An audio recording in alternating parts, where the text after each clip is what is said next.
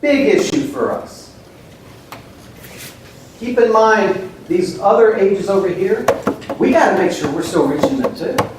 There are folks of every age that are unchurched. We've got folks in their 90s that need to know about Jesus, and we better be doing ministry for them. This is not just, oh, all of a sudden we're going to become this church for the 20s, 30s, and 40s.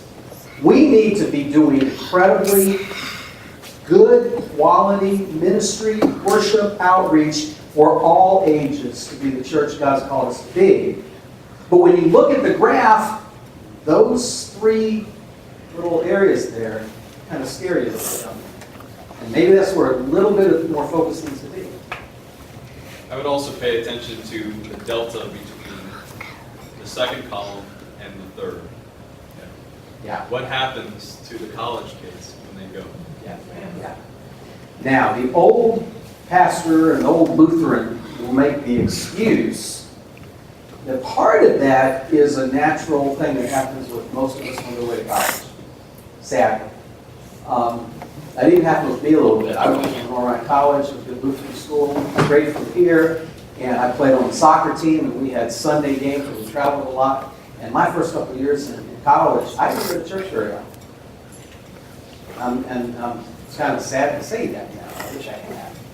But there's that, you get away from, there's a little bit of that, but not that. And what can we do to help that from not happening? Is there a Lutheran presence on the college campus? Yes. There is. Because I know when my daughter went there were other religions that approached her, but I never saw a Lutheran campus ministry. There's a Lutheran campus ministry at Florida State. There's a Lutheran campus ministry at UCF. Well, this was at UNF. Yeah. I'm not sure about UNF, but there could be. Jerry O'Brien is at UNF. UNF, sure. Okay, so there is. Okay. Gainesville is right there at University Lutheran. And how many of y'all were at the workshop that we went to back in Lent? We had a big group that went, okay? Did you see the pastor's office? I thought my Gator room had a lot of stuff. His room was just heaven. I just stood there and looked around. But it was geared for college kids. What about the community colleges? Do they do campus ministries at all? Almost nothing. We've got a lot of them. Is it because they're not allowed, or is it just because nobody bothers? It's because nobody bothers. Eric We've tried. got a community college right there. I know 5 people showed up for campus group. It's, We yeah. had one at St. John, what's now St. John State College. Kathy Blondell used to do that. Yeah. But do they still? I don't know, Kathy's not here anymore. I'm just saying, it's right close. It's our neighborhood. Right. Yeah, and staying in touch with our college kids is something we need to do. And Paying attention to college students is fine, but that's just your 20 and 21-year-olds.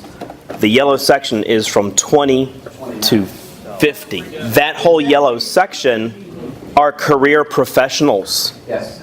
Yeah. That's what I would assume if you could do a survey of just the yellow crowd and ask them how many of them read the religion section of the Florida Times-Union, you would have an even smaller number than that. Yes. They use these things, and Wait till you see my. our participation Yeah. with technology, the only thing that's active is a Facebook page that is closed to outsiders. Yeah, we're going to. We have an open one. Nobody uses it. We're going to talk about all the Well, I suppose that when we talk about, the transitioning into the college years and then staying active in church, I don't know about the other rest of the people in the 1%, but I know when I went to college, I got involved with the Lutheran group at UF, and that's what kept me in. And the fact that I got involved at that point and didn't step out of the habit that kept me going to church as we moved into having a family and moving forward. And if I hadn't had that crucial piece, I would probably not be sitting here today.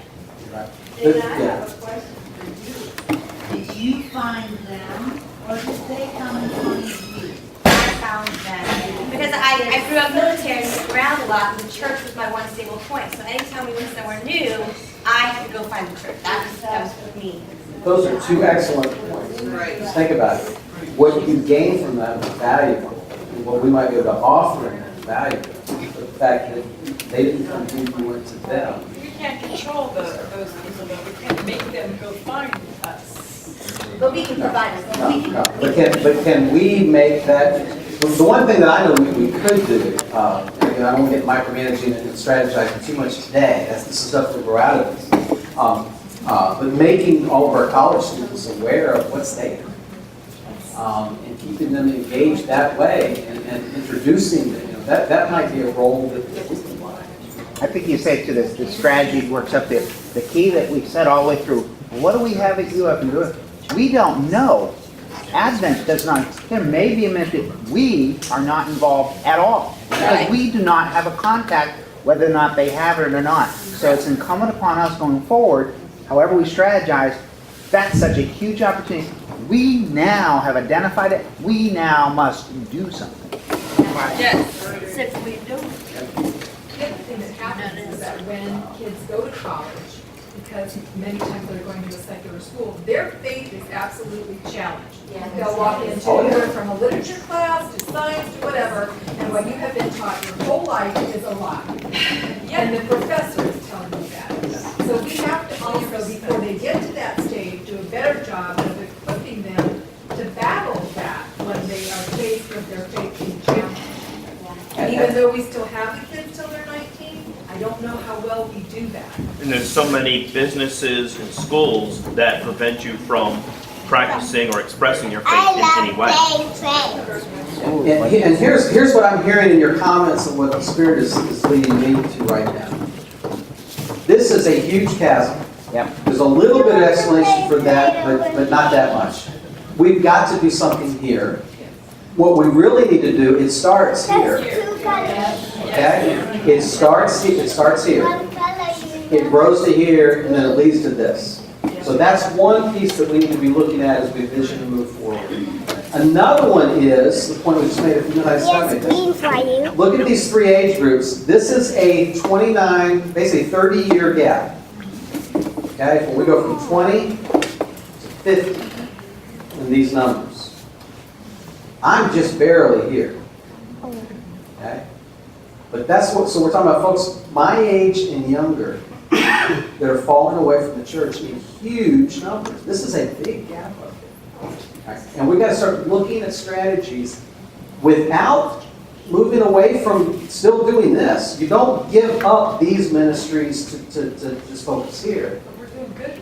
Yeah, we need to keep doing this. But let's then do some other things here. So next slide.